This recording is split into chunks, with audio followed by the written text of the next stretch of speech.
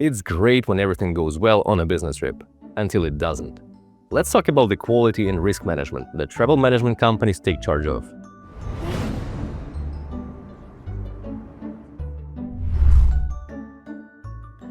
Hello, I'm Kirill Stati, Managing Director of Travel Tech at AltexSoft. We have already discussed the critical aspects of corporate travel management, including distribution and tools. Today, I'll highlight the quality control and risk management functions of a TMC. I'll explore how technology can improve these processes because, frankly, TMCs need modernization. Let's start with booking quality control. Perhaps the main frame of reference in booking quality control is a travel program. These programs exist on two levels: corporate policies and TMC's policies. Corporate travel programs detail existing partnerships with travel suppliers and define which products are available to which traveler profiles. Travel programs also dictate spending limits, expense reimbursement processes, duty of care functions, and many more things. TMC adds another level of rules and guidelines. For example, TMC enjoys contracts and lower rates from specific suppliers, so it will apply a policy prioritizing these suppliers over the rest. So, what is booking quality control? A TMC agent must verify the booking against these two levels of policies and traveler profiles prior to ticketing a flight, reserving a room, or renting a car. If a TMC provides an online booking tool, some quality control features are embedded into the tool's booking flow. For example, it won't allow a traveler to book a flight out of policy, or will send this booking request for corporate approval.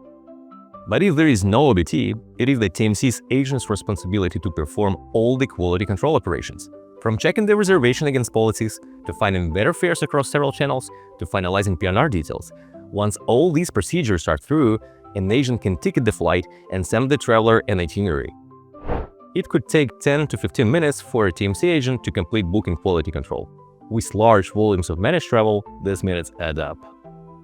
The question is, can quality control be automated? The answer is yes. In my data series, we discuss robotic process automation, or RPA. RPA tools help automate manual and repetitive tasks, which is a perfect match for saving time on booking quality control. How do RPA tools work? They allow you to design a typical workflow, such as opening interfaces, adding and verifying data, inserting information, etc.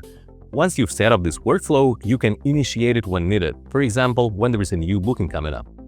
The potential for RPA use in booking quality control is large. Checking the reservation against budget and booking policies. Validating ticket information to ensure all entries are correct and no airline rules are broken. Otherwise, the airline may send a debit memo, which leads to more spending. Verifying credit card details. Checking available fares across different channels. For example, a GDS fare may be higher than NDC fare, so an agent doesn't want to miss a lower cost option. Running a so-called file finishing, which means checking the PNR, passenger name record, for missing elements and adding details based on corporate specifics. For example, suppose a corporation has a negotiated rate available. In that case, an agent must add a cost code to a PNR to ensure that the airline provides this negotiated fare for this flight. There are several options for implementing automation for a TMC. Perhaps the easiest one is to explore existing RPA tools and play with them to at least partially automate quality control. Or you can work with companies like ours and implement RPA tools more systematically, with custom interfaces and integrations via GDS, NDC, and other APIs. Last but not least, a TMC can explore off-the-shelf options. Unfortunately, there are very few of those. One of the tools is Concur Complete, but for it to work properly, a TMC needs costly procedures to configure it. Other automation solutions also exist. For instance, Amadeus has a productivity suite for its selling platform, but as you've guessed, it's GDS specific and won't work across different booking channels. Another example is Uniglobe, which is a vendor that employs RPA techniques to achieve quality control. Several startups are currently in stealth mode. They're also using RPA tools to automate the quality control operations of a TMC agent. Once they hit the release, it should be big. As any agent knows, booking goes hand in hand with cancellations, exchanges, and amendments. Changes to existing itineraries happen for many reasons. There may be a change of plans from the corporate side, or a traveler needs rapid amendments to their itinerary because the currently booked flight is delayed, or lower fare options become available. Cancellations and amendments remain one of the least automated parts of the TMC agent's workflow. Traditionally, an agent uses AGDS cryptic screen or interface, an NDC aggregator's UI, or just a phone to make changes to the booking or completely cancel it. According to estimates, it takes 10 minutes to complete a ticket exchange. Similarly to quality control, some parts of cancellations and amendments can be done with RPA tools. However, the real opportunity lies in integrating agents' back-office tools via APIs with GDSs or in other supplier systems. For example, Saber's Automated Exchange API allows for making changes to the existing PNRs and even automatically exchanging tickets when lower fares open. Similar APIs are available with Travelport. While some TMCs integrate exchange, cancellation, and amendment functionalities into their back-office systems, it remains the real opportunity for the majority of TMCs on the market. Now that the itinerary is ready, an agent can finally spend some time resting and pondering their life choices, right? Wrong! Let's talk about risk and disruption management. Every corporation takes responsibility for the well-being of their employees, especially while they're on the road. It's what's called duty of care. For example, you must consider disease outbreaks, political unrest, or conflicts before sending employees to a destination. That's the risk part. If a corporation employs a travel management company, it becomes the TMC's responsibility to deal with and react to those risks. There is also a disruption part. It answers questions such as, what do we do if flight is delayed or cancelled? What if there is a double booking in a hotel and our traveler cannot check in? What if air traffic controllers are striking? In other words, how do we ensure that our traveler gets to their destination and successfully does their business? About 30% of business travelers consider disruptions the main challenge for them on the road. So how can a TMC address those? TMCs must first align with travel managers on the client side to define policies regulating travel to particular destinations. For example, you can use the US Department of State Travel Advisory or similar sources to define policies like, we not travel to level 4 destinations, and we must have several contingency plans for levels 2 or 3 destinations. Another important step is to find insurance policies that cover business travel-related emergencies. Not only will they compensate for medical evacuation and healthcare services, but also for cancellations and delays. But the real game changer is technology. Most innovation currently happens on the OBT side, but some TMCs are starting to see real opportunities here and automate risk and disruption management as well. What are the current advancements? According to TravelPerk's survey, about 17% of US business travelers were impacted by visa problems in 2023. It's worth tracking visa requirements and expiry dates at the moment of booking to ensure nobody gets stranded at the airport if something is wrong with their visa. Another critical functionality is traveler tracking. This requires either tracking the current itinerary or providing travelers with apps that enable live tracking and continuous connection to a traveler. TravelPerk, Locomote, and other vendors already have these options available. It's also possible to integrate agent dashboards as well as travelers' apps with various data sources to get updates on rapid weather changes, strikes, or even political news. If something of that sort happens, the system alerts an agent and traveler to reconsider their itinerary. For example, if a flight is likely delayed, the agent can proactively book another to get the traveler to their business meeting in time. To communicate with the traveler, another opportunity is to implement a live chat so that an agent can update the traveler on risks and changes in their plans.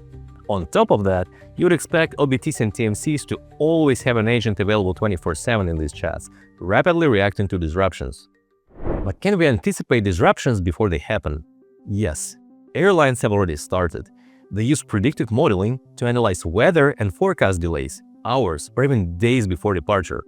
I believe that historical data collected in OBTs and TMC systems will also allow for precise forecasting of disruptions in corporate travel. Another option is to build predictive analytics on top of the data available with providers like Cirium.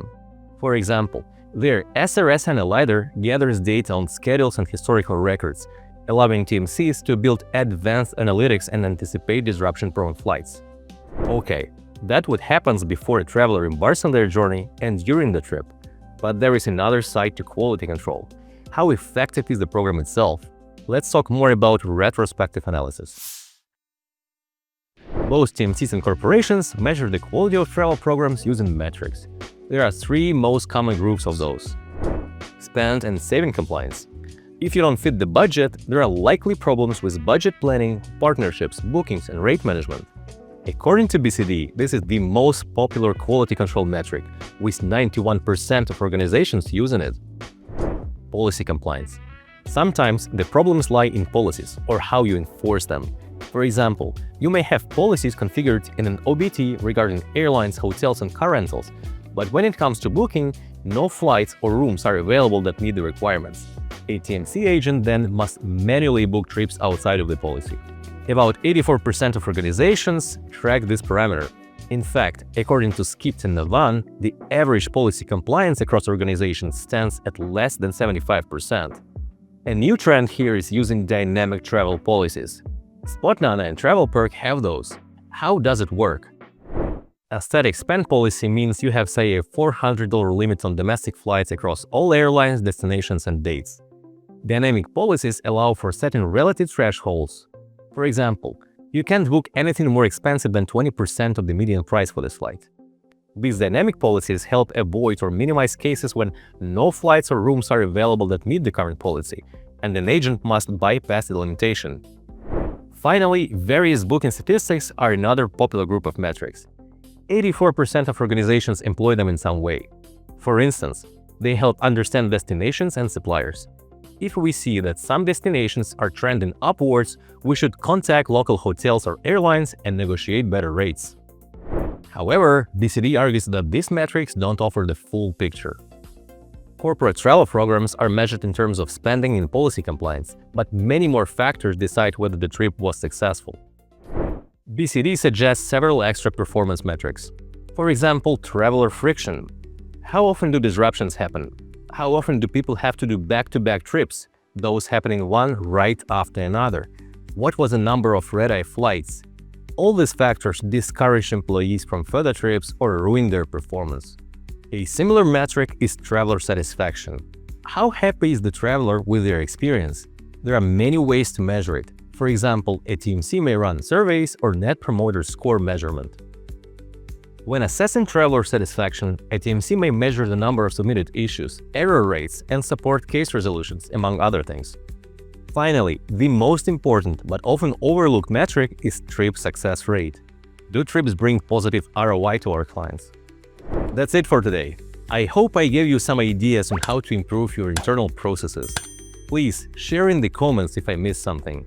And thank you for watching. If you found this video helpful, don't forget to like, share, and subscribe for more insights into corporate travel. Safe and undisrupted trips, and we'll see you again in the next video.